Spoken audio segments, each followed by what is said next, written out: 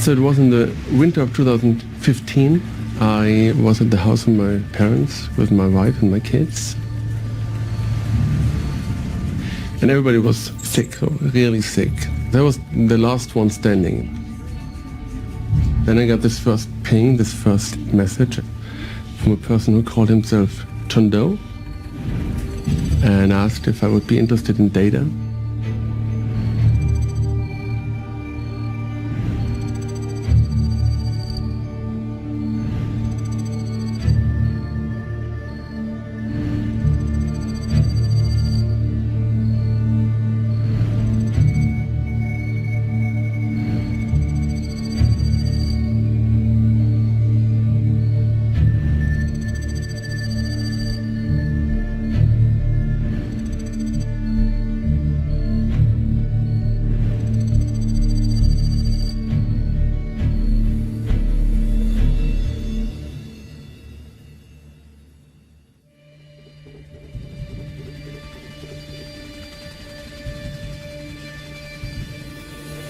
We turn now to the bombshell causing shockwaves around the world, the so-called Panama Papers.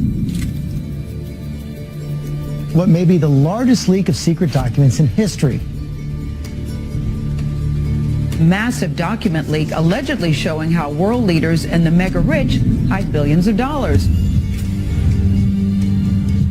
A new report which finds 8 billionaires own as much wealth as the poorest half of the world's population.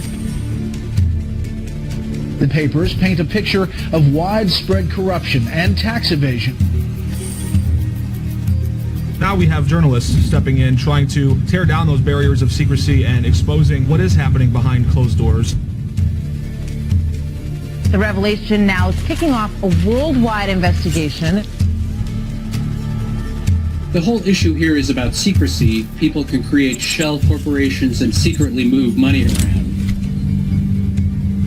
Worldwide estimates suggest tens of trillions of dollars are hidden in offshore accounts. What's really shocking is the fact that 12 current or former heads of state are being accused in these papers. A journalist investigating the Panama Papers has been killed, sending other journalists into hiding for fear of their safety. The law firm is denying any wrongdoing, but this scandal, the Panama Papers, is just beginning.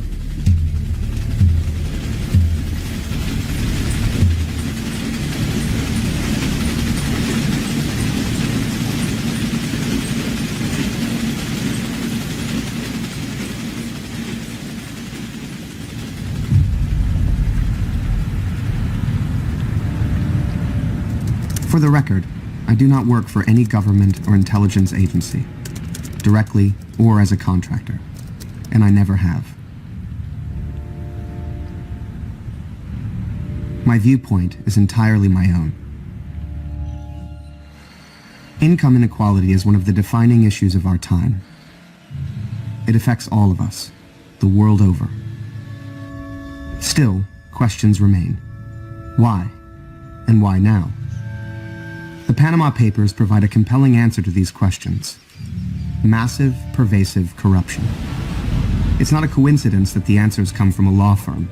Mossack Fonseca used its influence to write and bend laws worldwide, to favor the interest of criminals over a period of decades.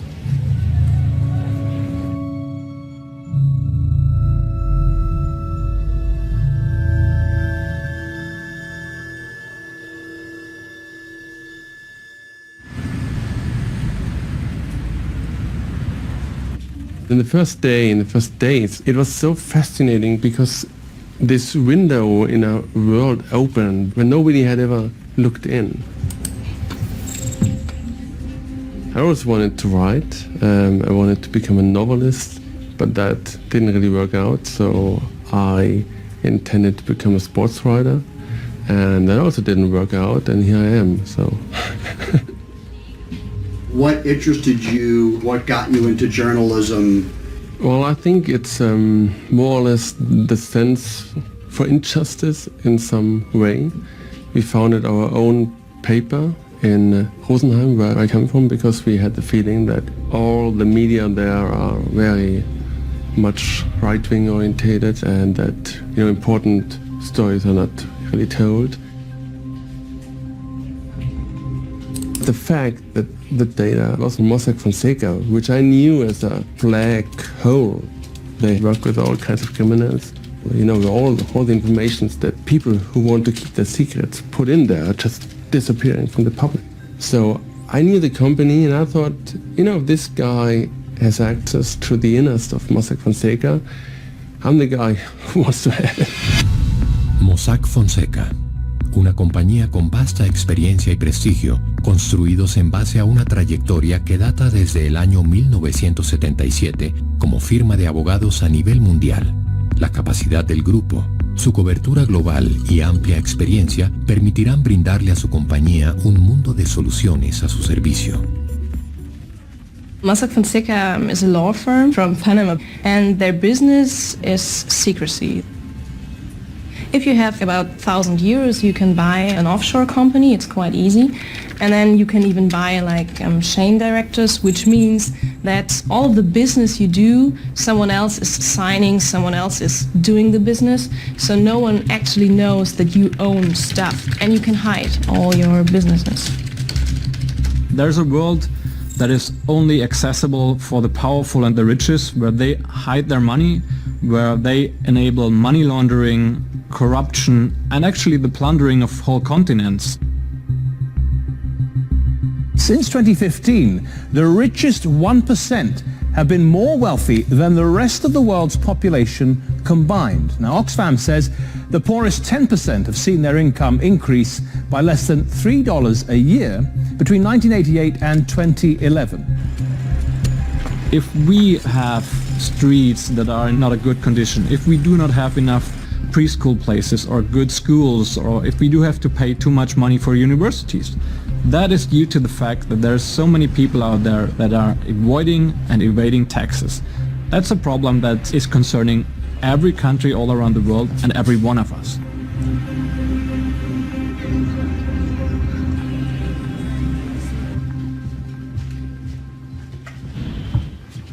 In the first days, it didn't seem like this is the biggest leak in history of journalism. It only was, this seems to be a really good story. The amount of data that Sebastian and me received grew and grew. It was really like an addiction. I spent night and day clicking through the data. When we then found the first names of heads of state, heads of government. We found, the best friend of Vladimir Putin. We found the Icelandic Prime Minister, even celebrities. We always found something that I thought, this is really worth reporting on. If you find money tied to Bashar al-Assad and to Vladimir Putin and to other dictators, then you somehow have the feeling, maybe it's not a good idea that only I know.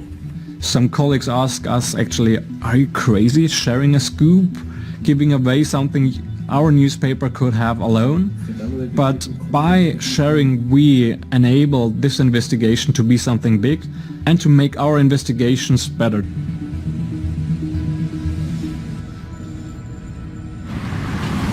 So we reached out to the ICIJ in Washington and shared the data.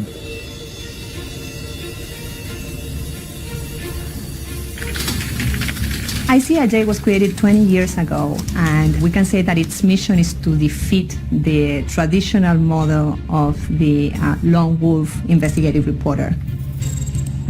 The lone wolf investigative reporter is all for herself, for himself, and so ICIJ was created as a network of investigative reporters in more than 60 countries who collaborate on stories that are too complex and that need to be told from a collective perspective, from a collaborative perspective, that need to be told across borders in collaboration. The general meeting ends at 3:45. I am originally from Argentina. I went into journalism fairly young. At 18, decided to be a journalist. I saw a lot of inequality in my country growing up, a lot of corruption, and I wanted to do something about it, but not from an activist point of view, but from a journalistic point of view. When we started receiving the data from Süddeutsche Zeitung and analyzing it and realizing that it was connecting to 200 countries, that there were dozens of public figures and prime ministers and presidents and princesses and queens, and we have to do the biggest investigation we have ever done to do justice to this data. I have to admit my first thought was skepticism, because I thought, well, we've done these stories on offshore before. We'd done, I think at that stage, 4 or 5 of them. And I was wondering how it was going to be possible to get all the media partners interested in doing another story about offshore. But we really had cracked the offshore world. Even though we had done previous stories, we didn't have this kind of information before. And I really thought it was a breakthrough. 11.5 million documents. Do you have all these complex kind of documents, some that you're familiarized with, but sometimes you also have databases within them? They were mostly emails, PDFs, and everything else. But because there were so many millions of documents, we had to make it easy for journalists to search through them. Producing data sets, for example, all the clients of Mossack Fonseca, all the intermediaries, clients per country, and so on. Every company has a number and a folder, so it's very easy to navigate actually in the original data. Then we upload it to a platform that we call Blacklight. And this becomes like Google, where you have a search box. So you're actually able to figure out whether some names of people of public interest in your country are present in that data. One big danger here was that someone was feeding us the documents and then would perhaps slip in some false information into the documents. We wanted to make sure that wasn't happening. We had done some work on Mossack Fonseca in the past, so we actually had a set of documents that we could compare the information we were getting from the new source, the John Doe source, with what we had before. So my early stage was to keep questioning everything and to make sure that we were jumping every hurdle. We decided to reconstruct a database of the companies and the shareholders connected to Mossack Fonseca. It's called Linkurious, and you just start typing people's names or companies' names, you will get a circle called a node. And if you click on it, it starts expanding.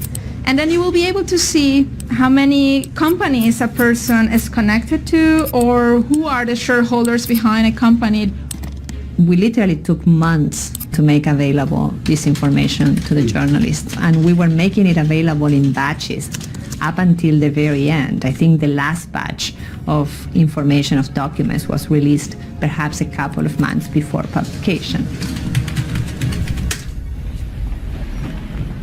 We have 1.7 terabyte at the moment. We brought 1.5 to ICRJ yesterday.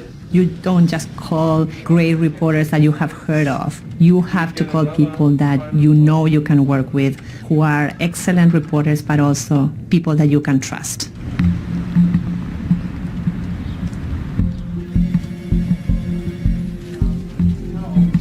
We had been getting to know the team at McClatchy, and they ticked every box. They really wanted to work as a team. Who's surprised that bad guys hide their money? Nobody was saying that was the surprise. The surprise is you pull this veil back and you see this is how they do it.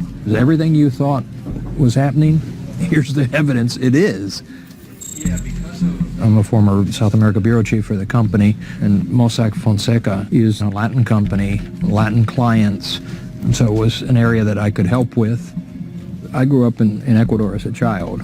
I grew up a little different than the most Americans because I saw the poverty. I saw kids with no legs begging in front of the soccer stadium on Saturdays, and so this different world exists.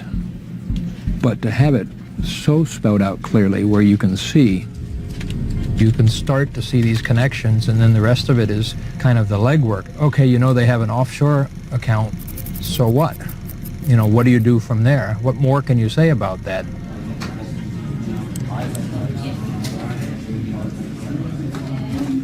Usually as a reporter, you have tips, you have some kind of roadmap of where you want to go with the story. With this, we had absolutely no roadmap. We weren't the big guys, we were the ones who tried to break stories that the big guys didn't have. We were the underdogs to some degree. It was also something that we had to kind of sell to our company at the time because they had decided that they were going to shut their foreign bureaus. They were wondering what value foreign news would have to their readers. Why are people going to care that the rich don't pay their taxes and crooks are crooks? Everyone knows that. What he didn't understand is that this was such an enormous amount of data. It was revealing a whole world. It wasn't just a story about offshores. It was the goods. We had the goods on how it worked.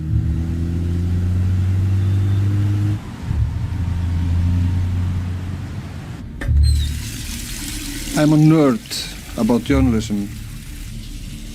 I have been a journalist for over 15 years, and I look at myself as a person that wants to be the pipeline for minority groups to publish their story, to ask questions inside the government and find answers for those groups. I got a call from Marina Walker, the deputy director of ICIJ. She asked me, do you want to work on a leak? And we have a lot of Icelandic names in the leak. And we have your prime minister there and his wife. And at that moment, everything froze in front of me. I thought to myself, wow, this is going to be a bomb here in Iceland. Nobody knew about his offshore company called Wintris. If you Googled Wintris before the Panama Papers, you couldn't find anything. And the Prime Minister hadn't been transparent about his involvement into the offshore world. Ladies and gentlemen, it's a pleasure for me to be here today at Iceland Investment Forum. It takes time for any given country to resurface from political turmoil after a large-scale economic crisis. We've already made significant progress, and I'm convinced that the policy this government has put forward is a sound one and that it will bring further benefits. I have to admit that when you hear the Prime Minister is involved, his wife, and other big business people in Iceland, very powerful people, then you start to think about what will happen. Hope to see you and your money in Iceland.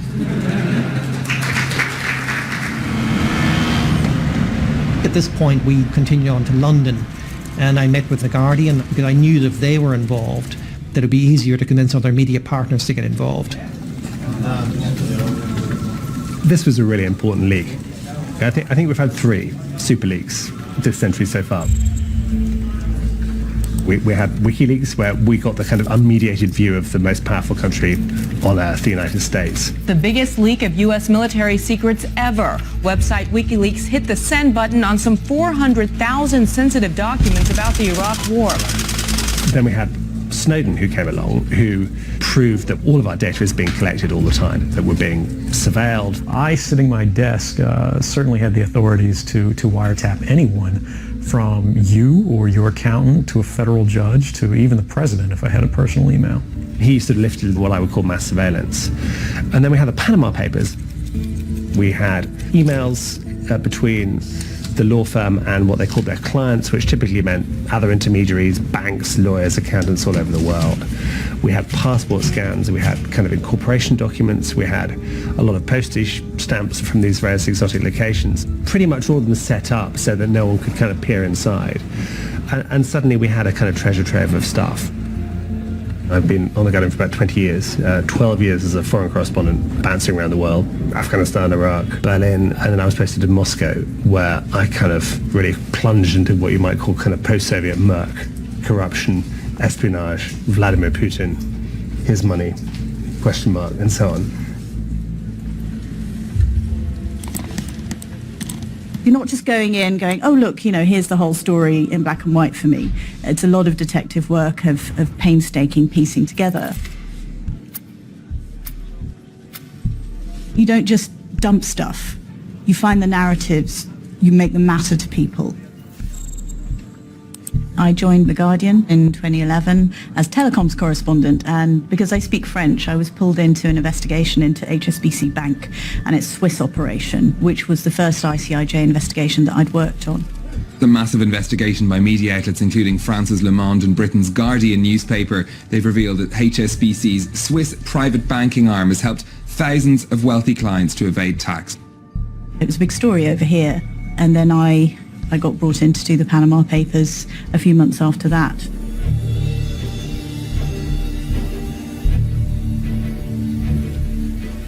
I knew that there were companies in Malta that were using Mossack Fonseca to set up companies in Panama for their clients.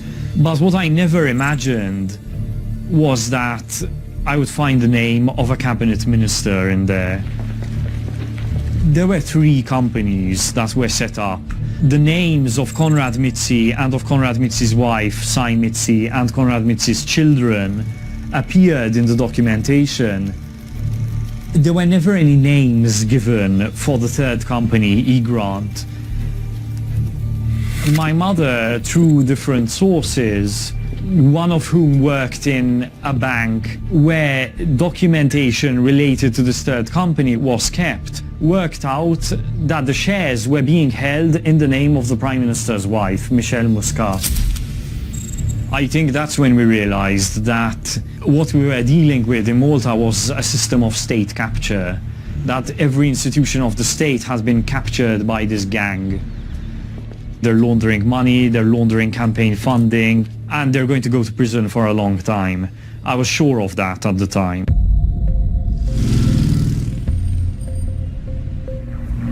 This is all about secrecy and the ability to hide your money, your assets. The rich and the super rich, together with most sort of multinational corporations, essentially exited quietly, sort of slipped off stage from the messy business of universal taxation some time ago. Before I started work on the Panama Papers, I thought that offshore was a kind of small, minor, who cares, little aspect of the economic system we knew not so much about. And after reading the Panama Papers, I realized it is the economic system. It is the system. $8 trillion is stuffed in tax havens. Western countries, including the US, are losing about $200 billion a year in tax revenues. We were still debating at that time whether tax avoidance was a matter of public interest or not, or could you simply do what you liked with your money. But what it did establish for us, the scale of it, it just showed you there were underground rivers of money washing around the globe, unbeknownst to most people. We are writing about an incredibly damaging part of our economy that has become so central and so mainstream that is creating French Revolution levels of inequality and injustice. And the challenge we have is to be able to bring this story home to people, to show them that this story matters to you, affects your life, and guess what? You are the victim in this story.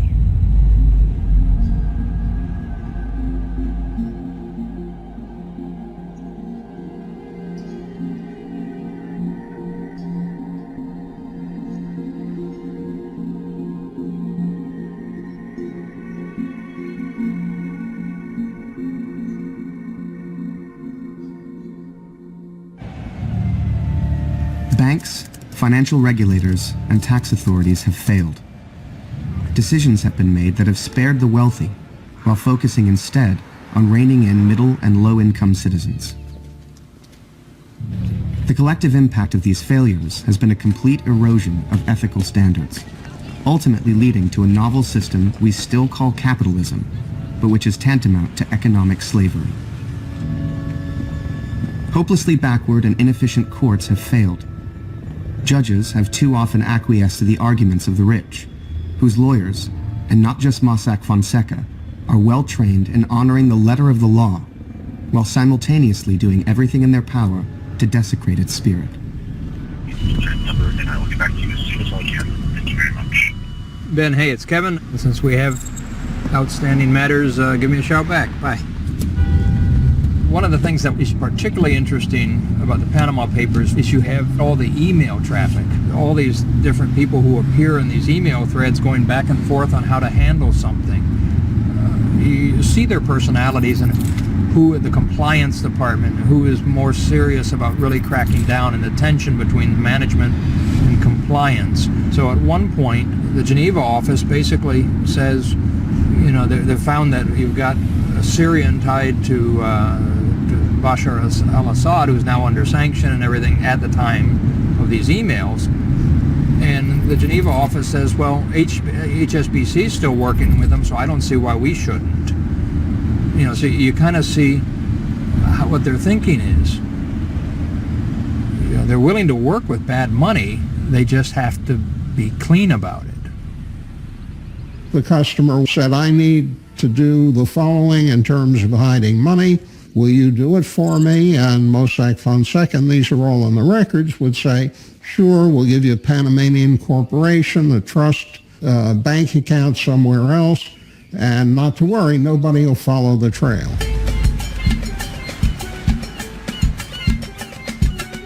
To simplify, to explain how this system works in a really understandable way, I worked on a case involving a drug trafficker in the Cayman Islands. His lawyer in Miami said, go see Joe Blow in the Cayman Islands and he'll set you up. You got everything a man could want. Joe Blow in the Cayman Islands sets up a corporation. The corporation opens a bank account. The guy who is the drug trafficker now puts money in the bank account and lets the lawyer in Cayman control that bank account. There comes a moment 6 months later. You still got the money? Yeah. He wants to move the money to hide the trail, and he calls a lawyer and says, well, we need another bank account in the name of another corporation, and I want to transfer the money from Corporation A to Corporation B, and let's do it so the amounts don't match. And then the moment comes when he says, I want to use the money, and he goes back to the lawyer in Cayman, and he says, we're going to have the bank that has the second transfer lend the money to the guy's brother who owns a massage parlor in Houston. That way it'll look like a loan, non-taxable. Where did you get it? I borrowed it. The whole thing looks like it's perfectly clean and perfectly okay.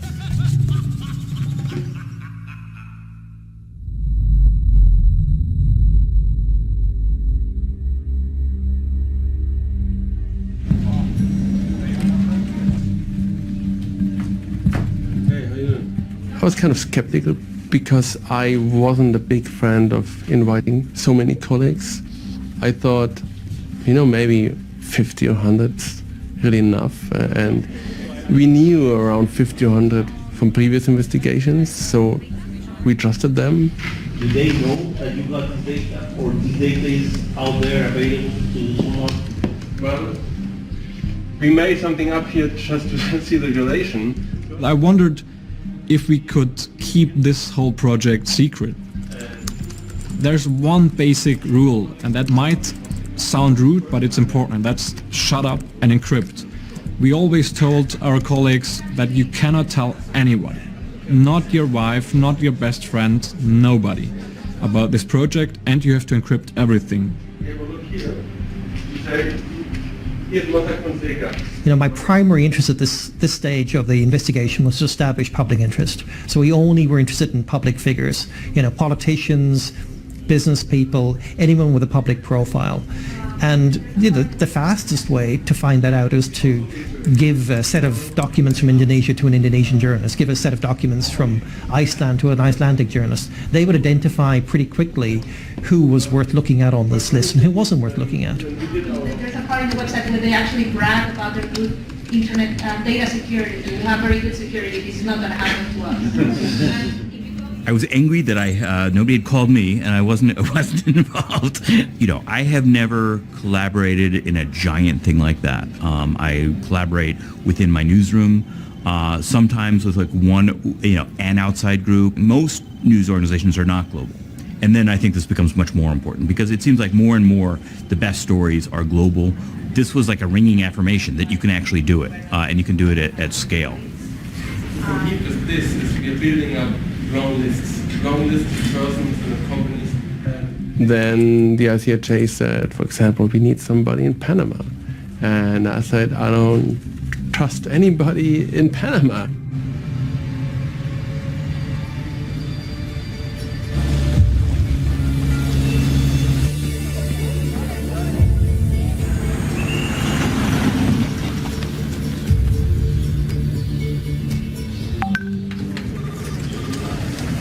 No puedo hacer infografía, no. Lo que hay que sacar como un extracto de cuáles son, o sea, Ajá, en dónde o sea, están ellos. pero así que sea en info. When I first looked at the assignment that we were going to do, I flipped. And the first document I saw, it was an invoice. And that's when I said, oh my God, this is huge. Because invoices are probably one of the most private documents within a law firm. And then when I see the names of people I know in a database, I mean, I was really, really, really scared. Because I knew what was coming behind that. And I knew the consequences that this was going to have. Rita Vasquez was also a lawyer in the offshore services industry for many years. So when we learned that, we were fascinated. We had the opportunity to work with an insider who understands this industry from within. Seeing my friends and people that I care for in that data really made me wanted to go deeper into the project. As a newspaper organization, it is not our duty to tell if a private person is doing something wrong with their own money. But it's our duty to tell if somebody who had access to public funds, or if somebody who had been part of a government or had some sort of a jurisdictional power was doing something wrong.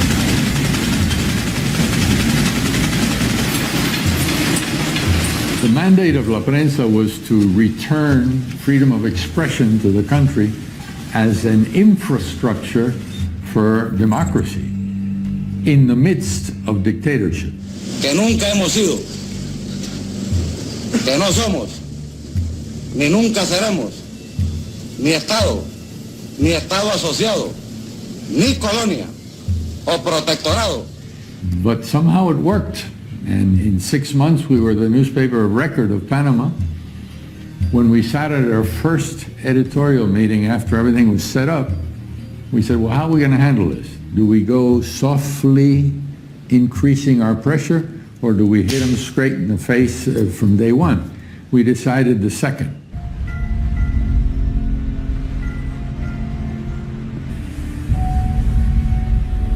When we heard Mossack Fonseca, we knew that we were uniquely positioned within the project because I played for the Mossack Fonseca softball team in the BVI. 4 of our closest friends worked for Mossack Fonseca.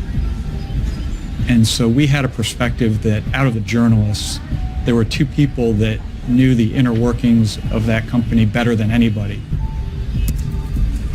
My journalism career was never going to lead to any kind of greatness. I was never going to work for the New York Times. You know, I was the English editor of La Prensa in Panama. That's not the sort of things that make a great bio. And I always compared it to a career minor league pitcher that suddenly you get to start Game 7 of the World Series. When you find out it's world leaders, it's drug traffickers. The Reina del Sur, who is one of the most famous female narco-terrorists in history. Carlos Quintero, who was described as making Pablo Escobar look like a baby. All of these names that come flooding at you, and your first thought is, how did they get away with this?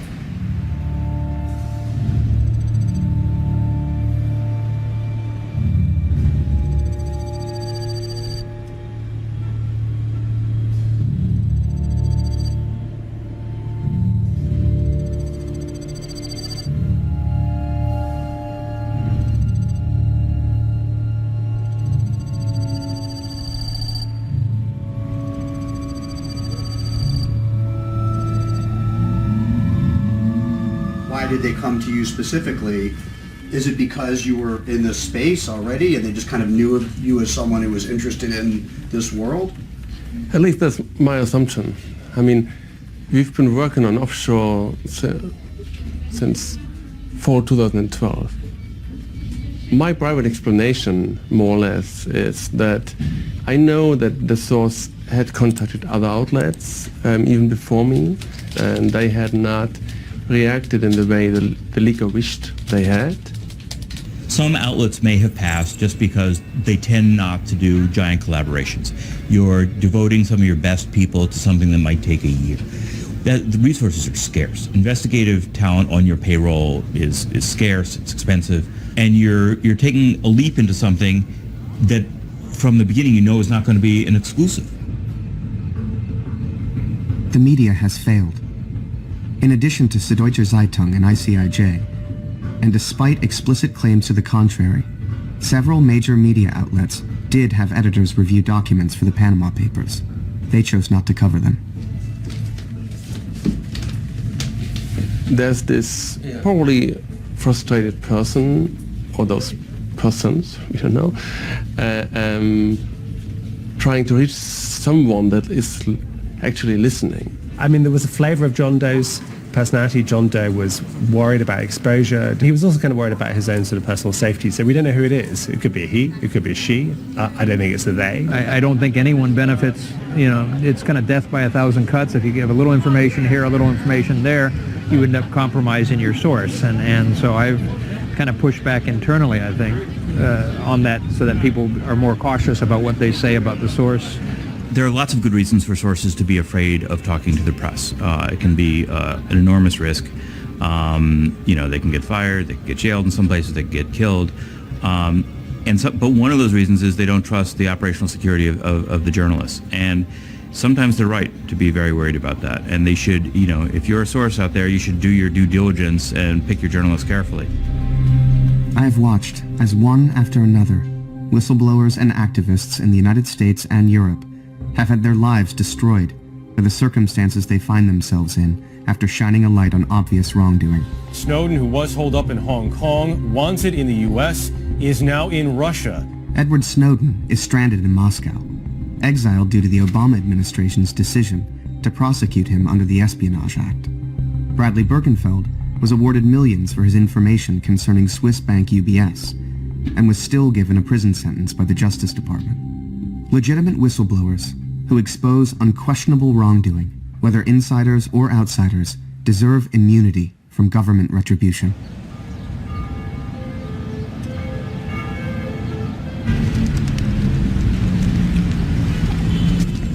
Because of its nature, how global it was, we all realized that we need to get together in person.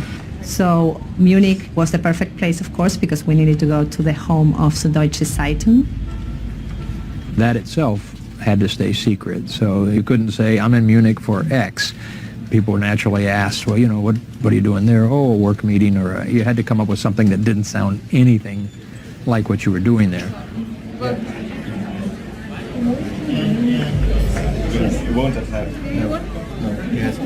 The meeting was kind of the decisive point.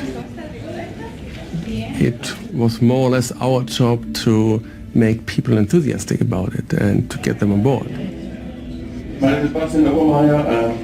I was so nervous. I hadn't slept for 3 nights because I was really, really nervous because I thought if I mess this up, then this is the big chance. The biggest collaboration of investigative journalists. Sitting in front of more than 100 journalists showed me the first time how big this project already was at that moment. It was like the United Nations of journalism, and I've never experienced anything like it. We were working on a story and we were all working on it together. Yeah, sorry. I'm Emilia, I'm from Venezuela. We are not forcing you to do this story. We are not paying you to do this story. This is the story and you need to invest in it. And you are only going to get out of it as much as you put into it. Everybody was, I'm all in. I want to know more.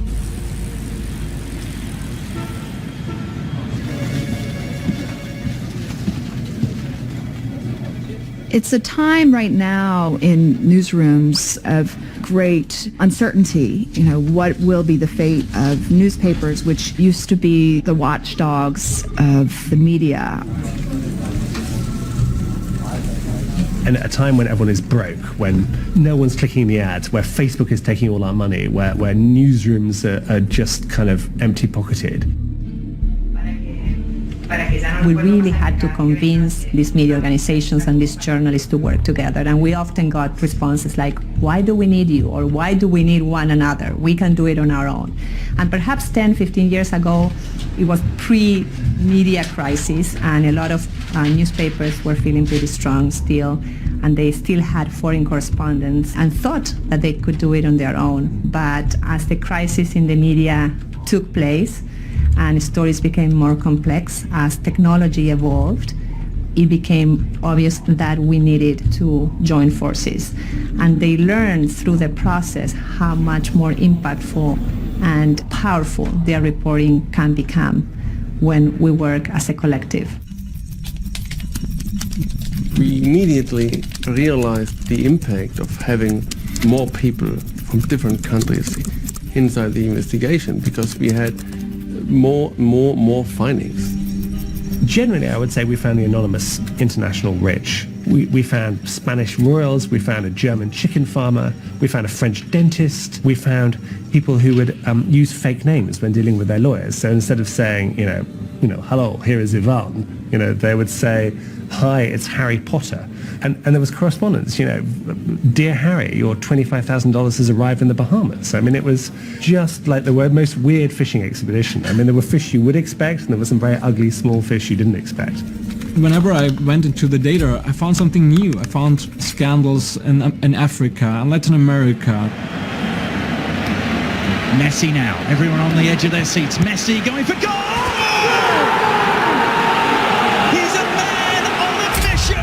Lionel Messi, his family fortune is in the Panama Papers and is now in the courts. No one in their right mind in Latin America thought that FIFA wasn't corrupt. Here we go, sir. It was not a surprise to find the FIFA officials. That was kind of one of the people thought was going to be in there.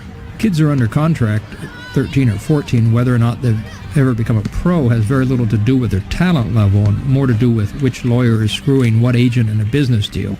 And Lionel Messi, there's no evidence that he himself had any hand in any of this, but the people who handle him and the whole contracts and everything, they did.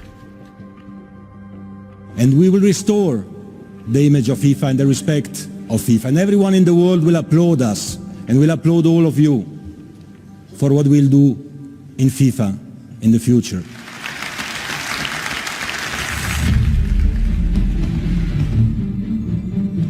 We found Sergei Roldugin, Putin's best friend, ostensibly second-hand car, not very wealthy, but we found almost $1 billion going from Bank Russia, which is a kind of crony bank from the regime in St. Petersburg, right through to secret offshore companies, and then a lot of that cash was recycled back into Russia, including into the wedding resort where Putin's daughter, Katerina, got married in 2013.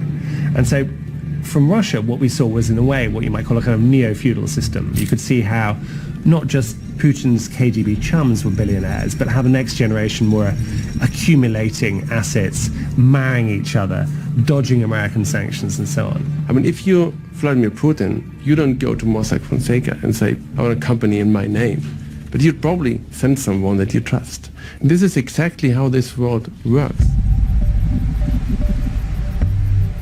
When you can set up corporations in such a complex way and changing ownership. One woman I looked into was Leticia Montoya, a director in 10,969 corporations. Think about that. I mean, she has no idea whatsoever what those corporations do.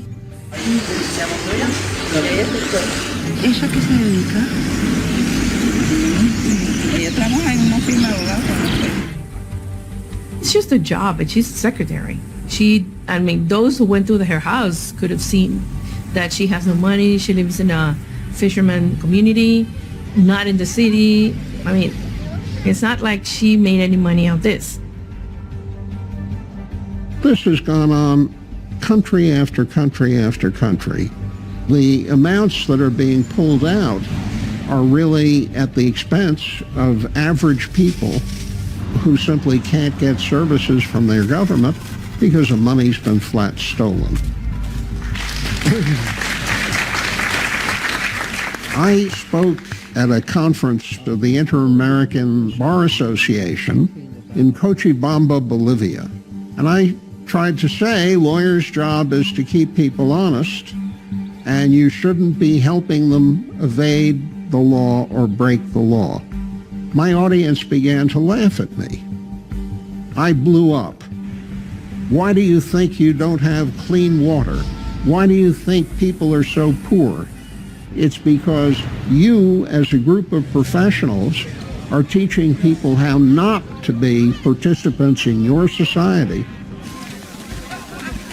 The fundamental question that I ask is, well, who makes money off this? Who makes money off this industry?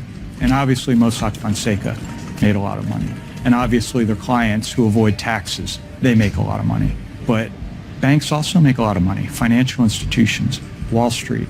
You can't have a major business if you don't have banks complicit with your business.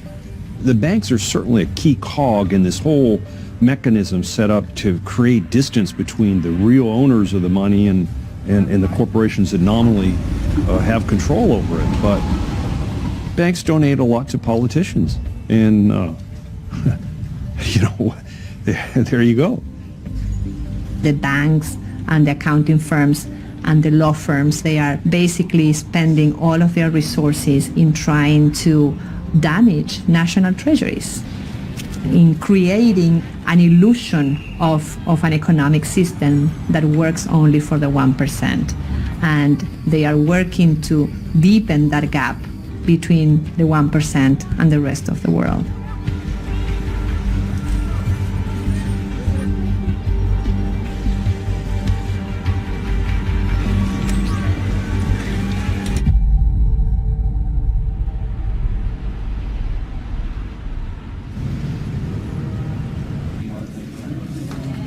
We found David Cameron's dad in the data with his offshore fund.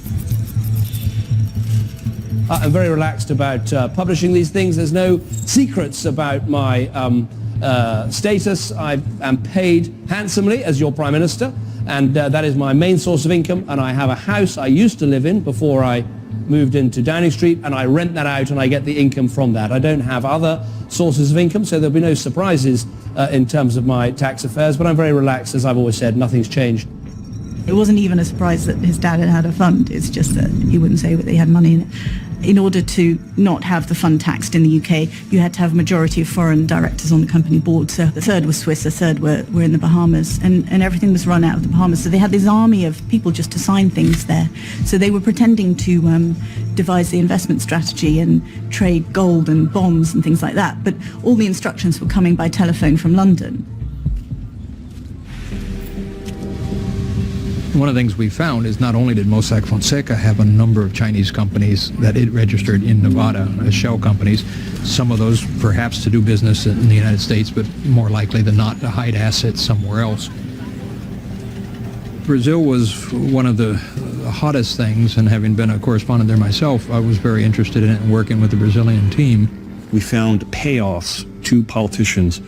More than $700 million in bribes have been paid. 2/3 of the country's legislature had been tied to offshore companies. Many of the politicians were using shell companies through Mossack Fonseca in Nevada to hide assets they owned back in Brazil. Nobody pays a bribe and says, hey, here's a bribe. They do it through consulting fees, they do it through structured investments, and they do it through shell companies that pay other shell companies. The papers were very clear that this problem is not limited to small countries in Africa. The problem is huge here in the United States. The tax evasion problem is huge here in the United States. There were a lot of Americans in Panama Papers, so there's this perception that there weren't. I think what was missing was a Putin-type big name, but the very kind of people you'd expect to be in the Panama Papers were in there. All kinds of SEC fraud, pump and dump, penny stocks, and a lot of hedge funds. Those kind of guys who need that anonymity to make that work, those guys are in here in some significant numbers. And unfortunately, that's gotten easier, not harder, in the aftermath of Trump's election. I am officially running for President of the United States, and we are going to make our country great again. having Donald Trump as the President of the United States let me feel a little bit strange, knowing that he also had some offshore deals in his past. He didn't pay any federal income tax. So that makes if me he's smart. paid zero... Trump is obviously one we were focused on from the very beginning. He appeared about 3,450 times that we know of. That's not to say his partners. That's just him by name. The big find was a lot of documents around the Panama Hotel project. Trump Ocean Club soars over the Pacific and Panama City. It's also where criminals, everywhere from Russian gangsters to money launderers for Latin American drug cartels, were able to hide their cash. There we found contract information between him and the developer Newland. One of the things I think that was very helpful in the Panama Papers is it actually showed Trump's business model. It was a contract that showed how he got paid, how his name was leased. This really wasn't known. And the documents, here we had physical proof of how he arranges things. As a former money launderer, the Trump Ocean Club, how would you rate it in its For money quality? laundering? For money laundering. I'd say AAA.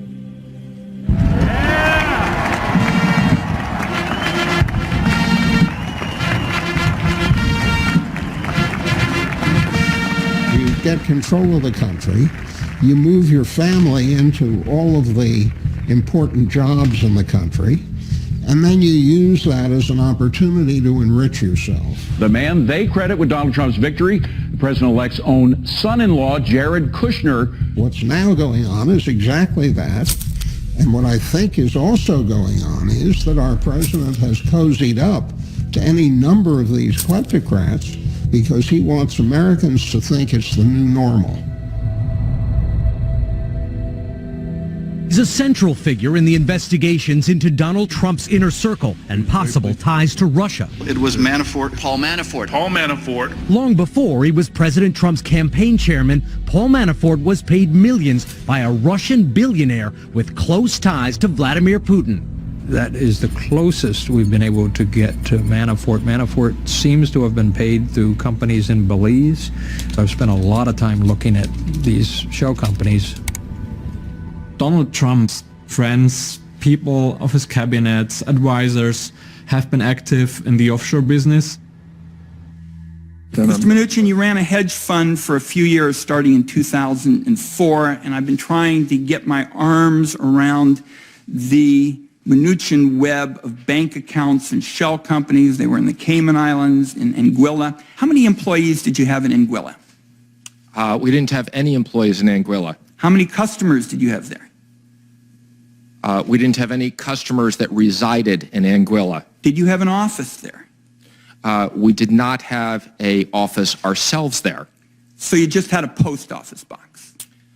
Senator, let me explain to you. It's just a yes or no answer. I'm already over my time. Yes or no? Did you just have a post office? Well, hopefully the other senators will defer some time so I can answer this for you because I think it's an important issue. Mr. Chairman, I think you should go ahead and answer it right now. You should have a chance to answer the question. Yeah. I'm very troubled about this question of how you're going to unrig the system if you've got a record of taking advantage of tax shelters that, in effect, have a 0% tax rate. Thank you, Mr. Chairman. The taxes you pay are compulsory. They come out of your paycheck. You can see it once or twice a month. There are no Cayman Island deals for you, none of those kind of sweetheart overseas deals for you the way Steve Mnuchin, the Treasury Secretary, got. Then there's another set of tax rules for the fortunate and the well-connected. They can pretty much decide under the tax law what they're going to pay, when they're going to pay it, and in some instances, almost nothing. The problem today is really that the U.S. is the best place to put your assets. Over the last couple of decades, we've seen increasingly that shell companies registered in the U.S. are used to commit all sorts of crimes, from human trafficking to drug trafficking to arms dealing. The list goes on and on. Looking to Delaware, looking to Nevada, and that's, for example, a jurisdiction where Mossack Fonseca was very active.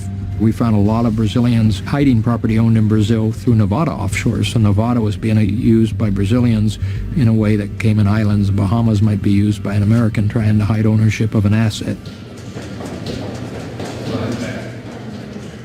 Well, Nevada has always had this approach to raising revenue that we want to tax somebody else, not the people who live here.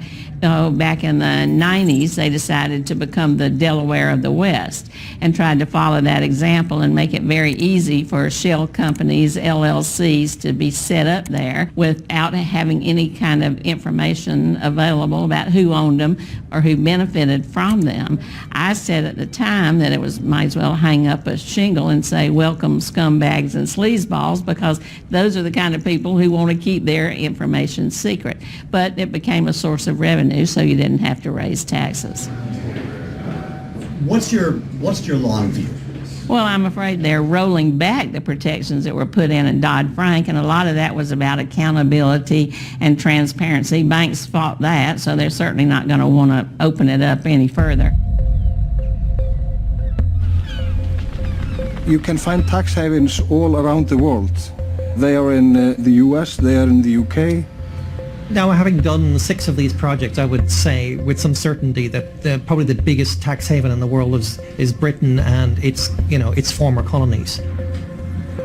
We're open for business. We like oligarchs. I don't want to exaggerate and say we're just a tax haven, but the state is captured by finance. Close behind it is America, and I think in the future it would be great if someone gave us, Delaware leaks. We would uncover secrets that may have been bigger than anything we've ever done before. I call on the European Commission, the British Parliament, the United States Congress, and all nations to take swift action, not only to protect whistleblowers, but to put an end to the global abuse of corporate registers. Tax evasion cannot possibly be fixed while elected officials are pleading for money from the very elites who have the strongest incentives to avoid taxes relative to any other segment of the population.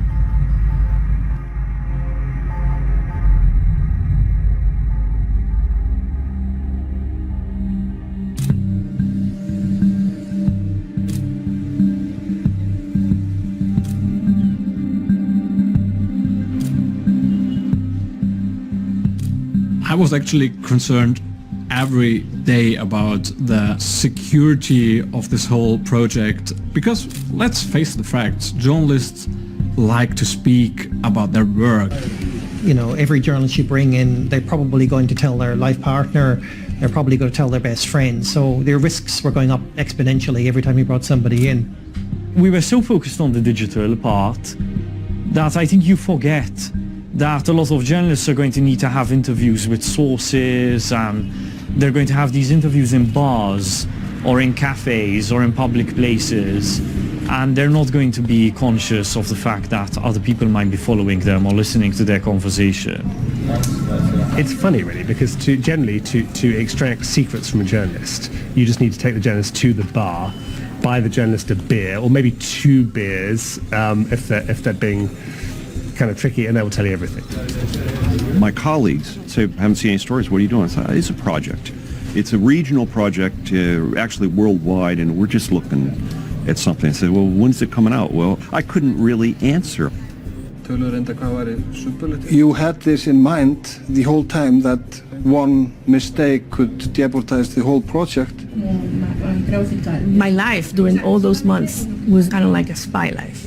I couldn't tell them what I was doing, and I felt awful because at the same time I was investigating my friends.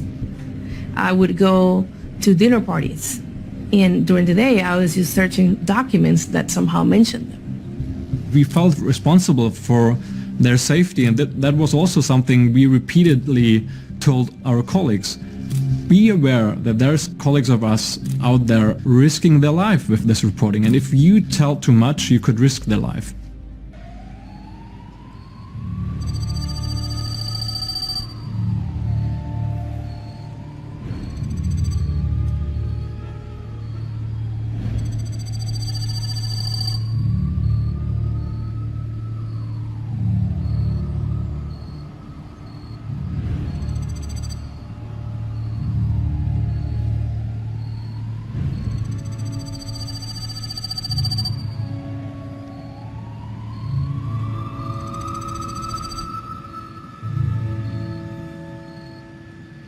In the last weeks before our publication date, we had to do everything to protect our source. So we stopped all communications. We destroyed effectively the devices that we used to communicate with the source, my iPhone and my computer.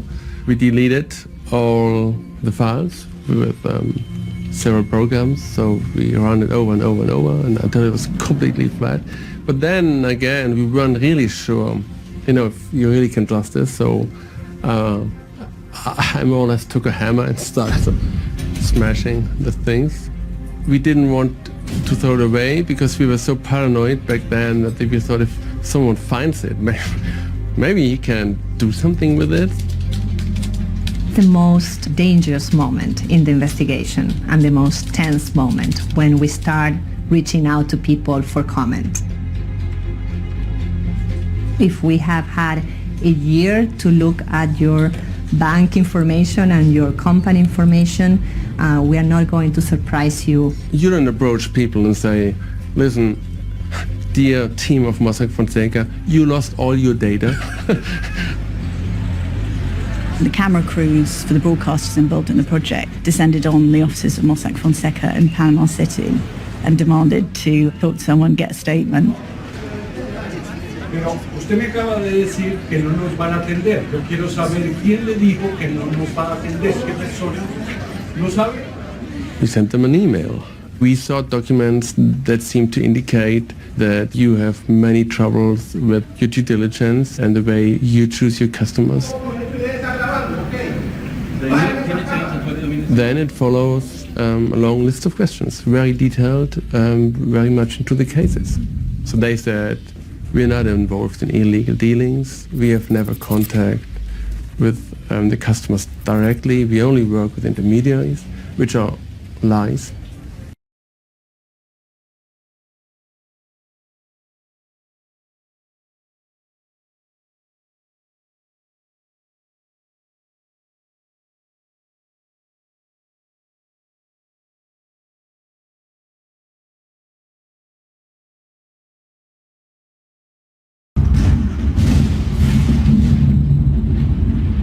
It was very stressful for all of us because at that point, we had to call our sources, we had to call the people that we were writing about, and people started to know more and more and more. We started to have a bodyguard because that's when we received an indirect threat by Mossack Fonseca. So they came and said, we know you have a journalist who's helping the international media, and she's being paid for, and she is trying to diminish the reputation of her firm and the country, and she's going to have to, suffer the consequences. So the paper immediately said, you can't be around without any protection. My friends are here. We go pick them up at the hotel, and there's a bodyguard there driving the car. So we said, oh, it's just an Uber. But we forgot to hide the gun he had in the middle of the front seats. We had to live a double life, in that really was something that changed.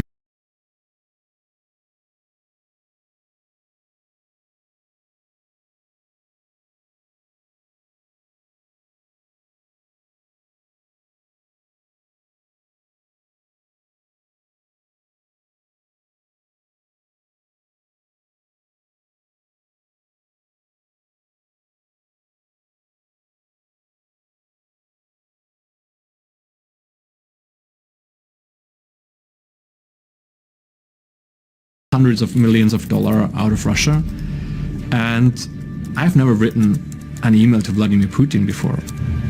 Some days later, Vladimir Putin's spokesperson, Mr. Peskov, did a press conference in Moscow. Documents show nothing about Mr. Putin. Everything that was interconnected with our president was written by newspapers and was written by journalists without having obvious facts for that. It was clear to me, oh shit, he's speaking about that email I sent some days ago. In our understanding, this is nothing else but a reflection of, let's say, an overwhelmed Putinophobia disease that unfortunately is quite spread now in lots of media. It was clearly obvious that the Kremlin was pissed off. We got a lot of legal threats, and there were so many, they were really piling up. Everyone that we contacted recruited the best lawyers to threaten ICIJ, to try to get us to show them documents, to try to get us to not publish the story. Drug trafficking, income inequality, poverty. You look at those problems in the world, and a lot of the keys to addressing those problems are in the Panama Papers. Even though you feel like you may wake up one day and have somebody in your bedroom pointing a gun at you, you feel like you have to keep going on this because it's too important. So coming from Iceland, I knew that if I would start asking questions about the offshore company of the Prime Minister early, then all the alarm bells would ring inside the government and inside the institutions here in Iceland. So we had to find a way to get the reactions from the Prime Minister on camera. So we decided, after a lengthy talk about the ethical issues, to confront him. Mr. Prime Minister, what can you tell me about a company called Vintris? Well, it's a company, if I recall correctly, which is associated with one of the companies that I was on a board of, and had an account, which, as I mentioned, has been with the tax on the tax account since it was established. So now I'm starting to feel a bit strange about these questions, because it's like you are accusing me of something when you are asking me about a company that has been on my tax return. Yeah, but it must be okay for me as a journalist to ask the Prime Minister about personal... But you are indicating that I have not paid taxes on it. No, I'm just asking you questions. Okay. But to go into the details, I would like my partner to do it in Icelandic, because I don't have the details to discuss it. Akkur hefur ekki sagt frá Ég skal taka þetta viðtal við þig sjálf. Nei, akkur hefur ekki sagt frá því að þú væri tengdur aflandsfélaginu Vintris? Herru, ég skal veita þér þetta viðtal. Við erum í viðtalinu núna, Sigmundur. Þú getur svarað, þú ert forsætisráðherra þjóðarinnar. En hvaða eignir eru í félaginu? Hvaða eignir eru í félaginu? Ég meina, þú ber ekki... Við vitum um það að Vintris var kröfuhafi og kröfuhafi í föllnu bankunum. Þannig að þið erum að gera eitthvað tortryggilegt sem að ekki tortryggilegt.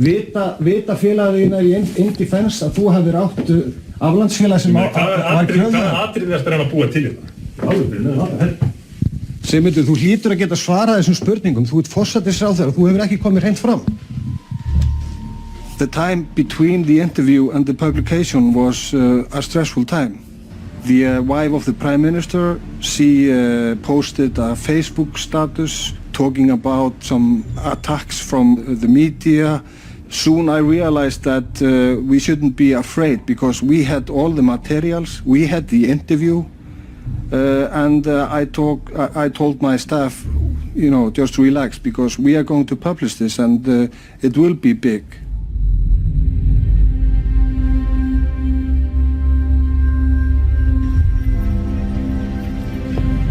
We were utterly convinced that night that we were going to light the blue touch paper. Despite nobody going beforehand, there was still an air of expectancy. People knew a big story was coming.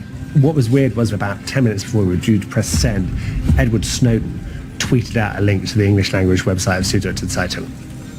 The people who follow him then were alerted to this, and that's a pretty wide universe. Gerard Rowell, the director of the ICIJ, is hammering the phones, getting everyone to just hold their nerve. I thought it was very important that we all hold the line, that what was happening with press conference from the Kremlin and what was happening in Iceland at the time, where parts of the story were getting out through Facebook, through the Icelandic Prime Minister's wife, Like there was a lot of nervousness, and I really thought that all of these events, all of these small things happening, even though, we were being talked about a week beforehand, no one really knew the bigger story. I remember describing it a bit like a general standing at the top of the hill, holding back the troops, waiting as the opposing army approaches, hold, go, charge. When that day hits, things happen very quickly.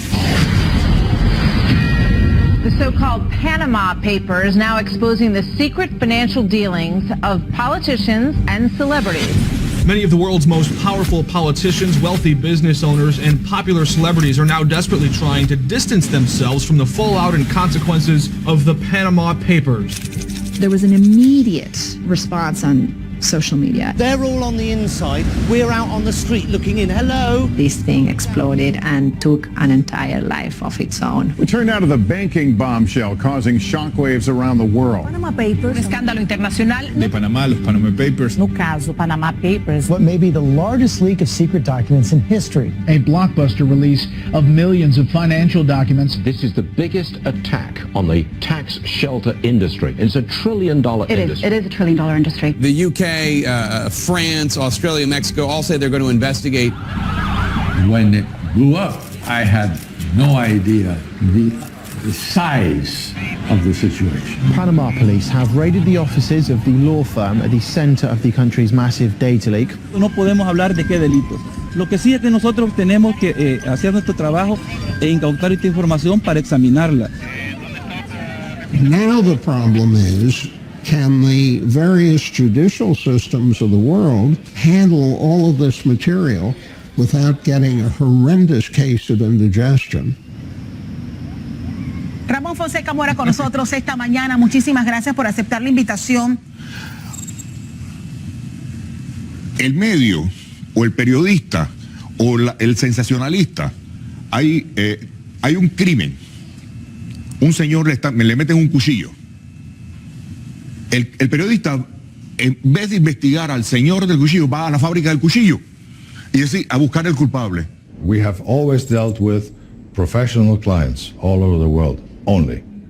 After the publication, the example they gave, we're like a knife factory. We sell the knives. If people kill other people with knives, it is not our fault. The problem is they always knew who had the knives and what were they going to do with the knives. The law firm is denying any wrongdoing. When we realized how big it was when we saw people going out in the streets. Thousands of Icelanders took to the streets calling on the Prime Minister to resign following allegations he benefited from offshore holdings in tax havens. The first casualty of the Panama Papers has fallen. The Prime Minister of Iceland yielded his post on Tuesday amid public uproar that he failed to disclose links to an offshore company.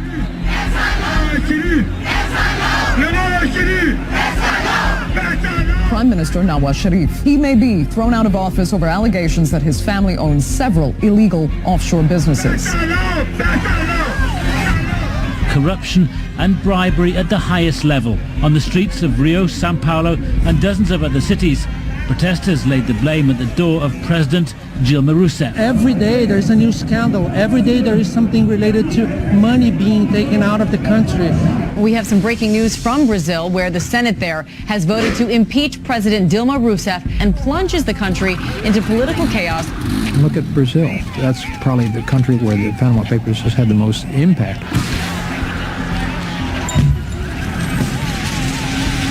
Iceland got the headlines with the president. The entire ruling structure of Brazil is crumbling because so many of them are tied into this money laundering scheme. Protesters in the Argentine capital, Buenos Aires, are calling for the country's president to step down after the so-called Panama Papers revealed Mauricio Macri is on the board of two offshore firms, one in the Bahamas, the other in Panama. Several thousand people filled a square in Malta's capital on Sunday and demanded the resignation of Prime Minister Joseph Muscat. My mother was in Malta alone, fighting this, with no one backing her at all, no institution. Daphne had been working on a number of post-Panama Papers stories. She wasn't involved in the Panama Papers investigation itself, but she had taken our reporting and gone further. The management consultancy and brokerage. Good evening. Yesterday's leaks. I've confronted Conrad Mitzi, the energy minister, saying, can you give us more details about the Panama company? What's it called? There are no bank accounts. No funds. He was you could tell he was just buying for time and trying to see what Daphne knew, what we knew. And when I asked what the name of the company is, he said, I can't remember because it's a technical name. And there are absolutely no funds. Thank you. When the story broke, they didn't resign. I mean, I couldn't believe it. I could see, it was like a disaster unfolding in slow motion. Mal-ewwel okkażjoni fis-sigħat li ġejjin kemm jien kemm Marti ħan nibdew proċeduri legali ta' livell u ħan nieħdu pariri legali fuq ir-reputazzjoni tagħna kontra is-Sinjura Caruana Galizia u kontra il-mezzi tax-xandir tal-kap tal-Oppożizzjoni talli qegħdin jirrepetu din il-gidba faħxija.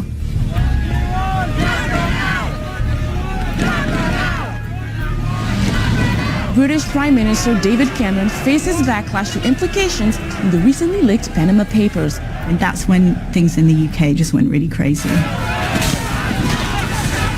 There was turmoil in this country. David Cameron had the worst week. The Prime Minister. Thank you, Mr. Speaker.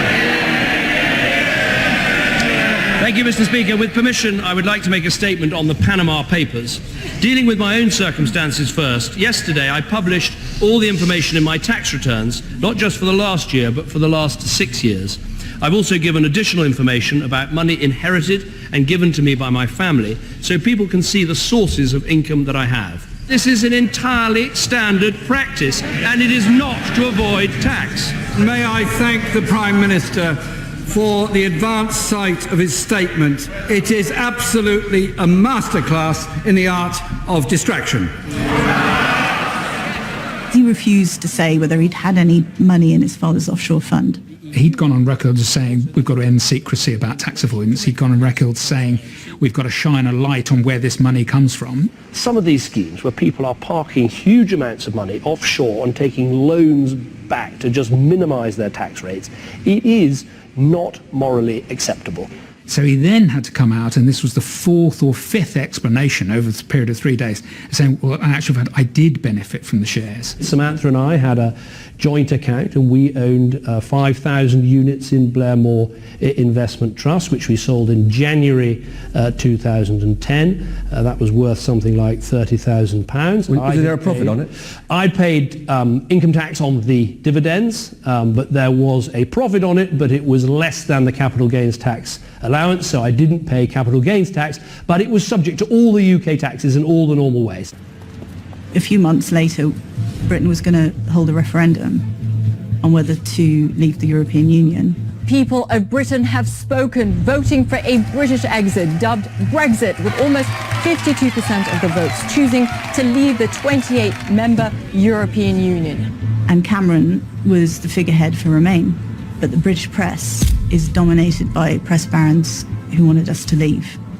And it suited their agenda to destroy the figurehead for Remain. On Wednesday, I would attend the House of Commons for Prime Minister's questions, and then after that, I expect to go to the Palace and offer my resignation, so we'll have a new Prime Minister in that building behind me by Wednesday evening. Thank you very much. Cameron helped to create this moral atmosphere which said, look, this behaviour is wrong and should not be helped by the laws that we have in existence at the moment.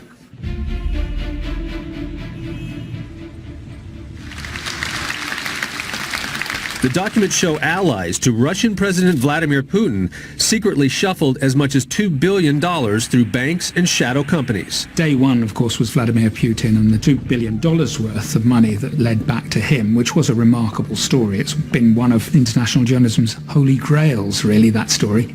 The papers revealed the identity of a suspiciously rich cellist, which raises immediate red flags for me, because I always thought the only way to make millions with a cello is to use it to dig for gold. Информация достоверная. У Сергея Павловича уже ничего нет, потому что он на приобретение этих инструментов истратил больше денег, чем у него было. И остался должен даже тем структурам, тем фондам, через которые он это покупал. Но кто этим занимается, вот этими провокациями? Ну, вот мы знаем, что там есть сотрудники американских официальных учреждений. Чем ближе к выборам, тем больше будет таких вбросов. You know, he's basically saying, we're all spies. We scheme dastardly stuff to try and defame the Russian Federation. Now, of course, that isn't the case. And if it were a CIA plot, how come David Cameron got sucked in? How come there were demonstrations in Iceland and Argentina? I mean, the hilarious thing, was that Putin ended up having to buy lots of cellos. Well, Dugin bought lots of cellos because he said it was for buying cellos, so they went and bought a lot of cellos after.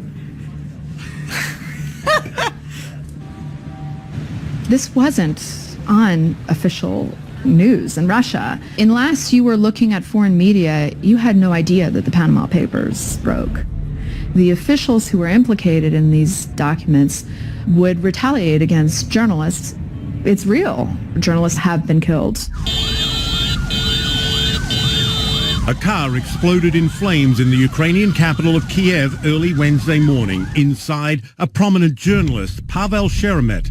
An eyewitness to the blast says several people tried to pull Sheremet from the car, but it appeared he was already dead. In Russia, journalists, both in the big cities and the provinces, get killed, shot, beaten to death. Roman Lenin, who works for Novaya Gazeta, he was kind of instrumental in chasing following the money all the way to Putin and making that kind of connection. Но я глубоко убежден, что он правда не погружен в работу всех этих офшоров. Он, безусловно, о них знает, потому что он подписывал документы от их имени. Безусловно, в России никто не будет ничего смотреть и расследовать.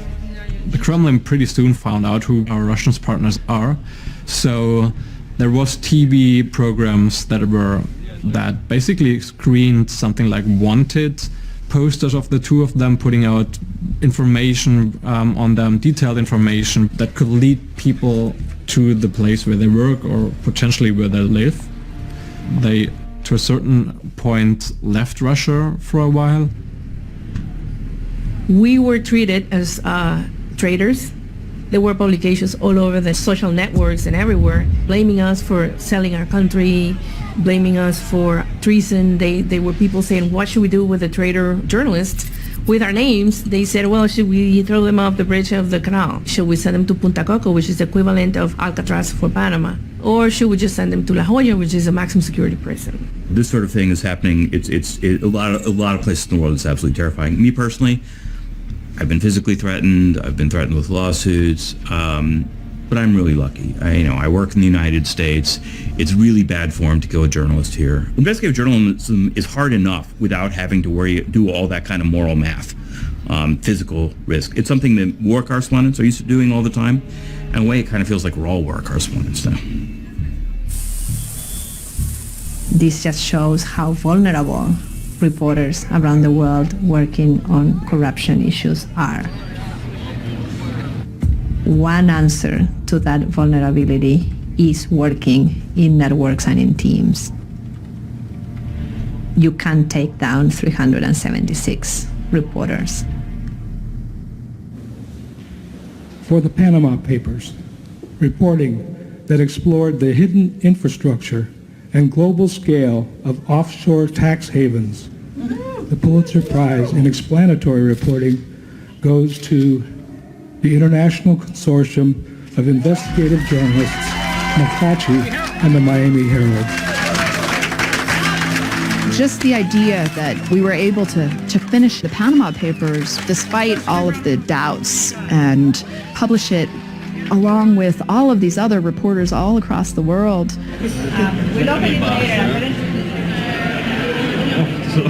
And it felt so surreal because the Pulitzer is something you always dream of as a journalist, but as a German journalist, it's something that you can normally not reach.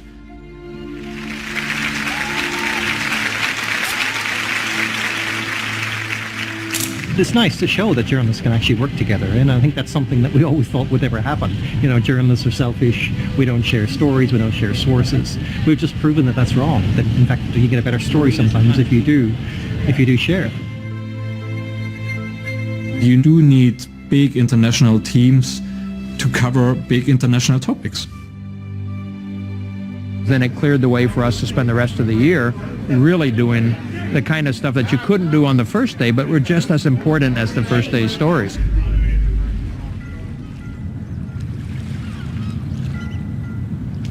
I thought that this would be the time when we can refocus and go into the stories we hadn't yet the time to finish. But then we heard this terrible news from Malta where Daphne Galizia was killed in a car bombing. The son of the investigative journalist Daphne Caruana Galizia, who was killed in a car bomb attack in Malta, has attacked the island as a mafia state run by what he called crooks. His 53-year-old mother, who was killed yesterday, was known for her blog accusing politicians of high-level corruption, and he led the Panama Papers investigation into corruption on the island. We couldn't have been more shocked when we found out that Daphne, Matthew's mother, had been blown up. I mean, it just seemed so senseless and crazy. The message was, look, we can do this and we can get away with it. There's no deterrent.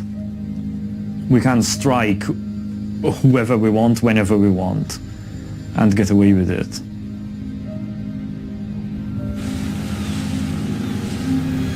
The fact that she was killed in Malta, you're talking about a European country that really shocked not just us but also the world. This what happened to Daphne. We never thought anything could happen in Malta.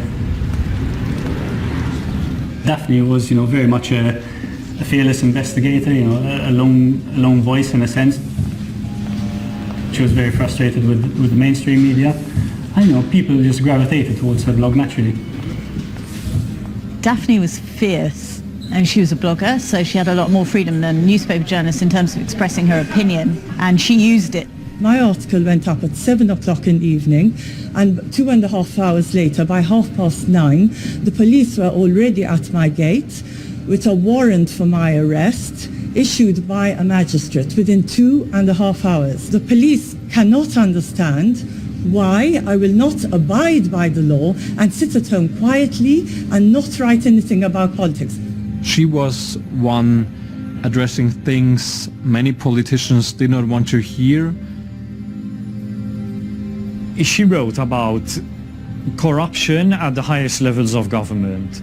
I mean, I always get, the usual people, don't worry, the truth will come to light, good always wins, there will be justice. My mother always thought that was bullshit. She wasn't just outspoken, she was effective. And I think that's why she's been killed.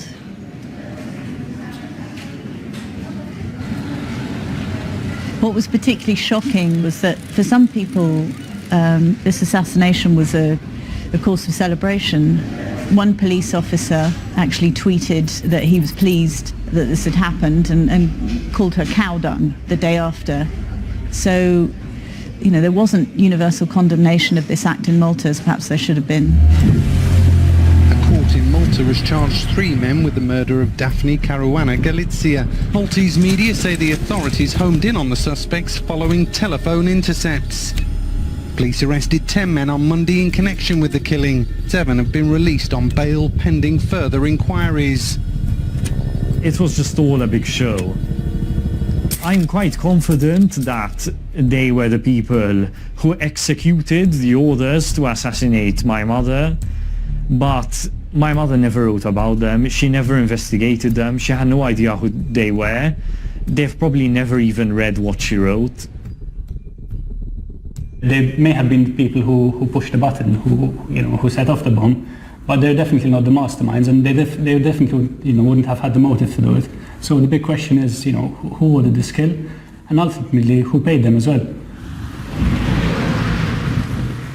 The way it was done was also a way of getting sources to stop talking.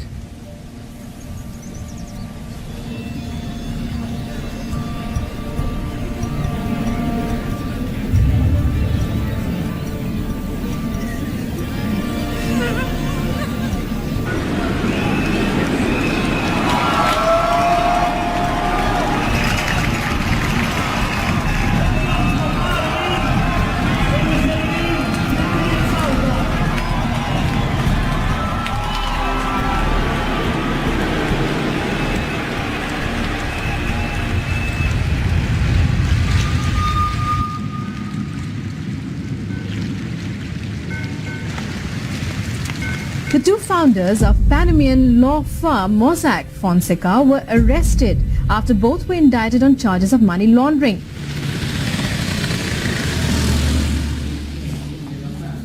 Estos papeles es de una firma de abogados. Una firma de abogados que no significa que son 4 millones de habitantes en Panamá.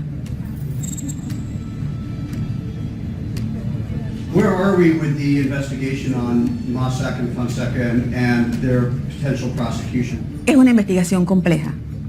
La investigación inició, la investigación no ha concluido.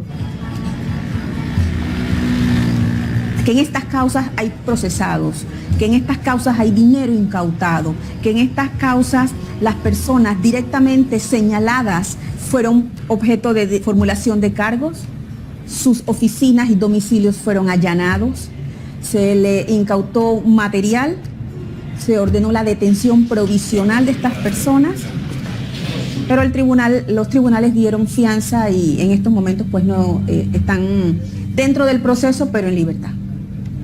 Porcel, I think, is trying to do what has to be done, but the judiciary, which is where she has to deposit her investigations, has zero credibility at this point. If you talk to Panamanians out there about this, the reaction is, no pasa nada, nothing will happen. I don't think that's right. I think that something will happen. We have an ex-president of the Supreme Court in jail. We have an ex-president in jail in Miami. I mean, there are things happening. I feel that somewhere along the way, in incremental bits, we'll be solving these problems. It's just a human problem that we have to face all over the world.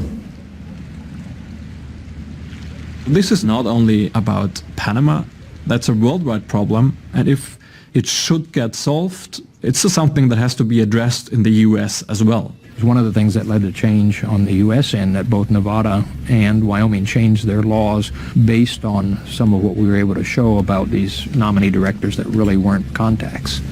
And the UK government is now supporting efforts to force transparency in overseas tax havens that do that by introducing public registries across the Commonwealth countries. Inglés y Marta lo va a tener que reformar aún más para una audiencia en inglés. Perfecto. Panama Papers hasn't ended yet.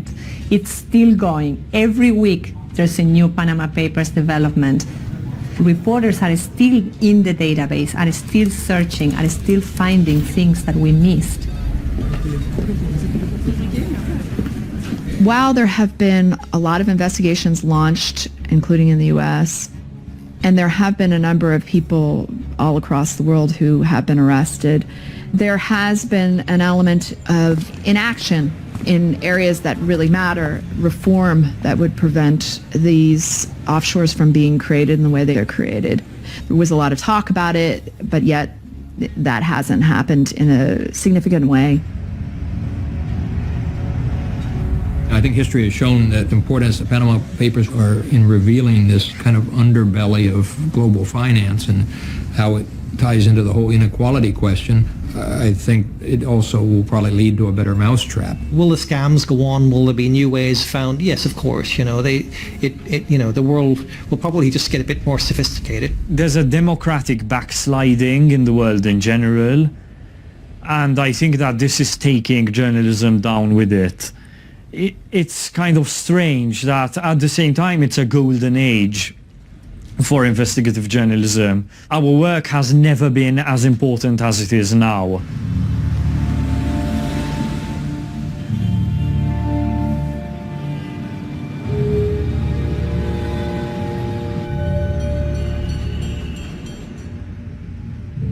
The horrific magnitude of detriment to the world should shock us all awake. But when it takes a whistleblower to sound the alarm, it is cause for even greater concern.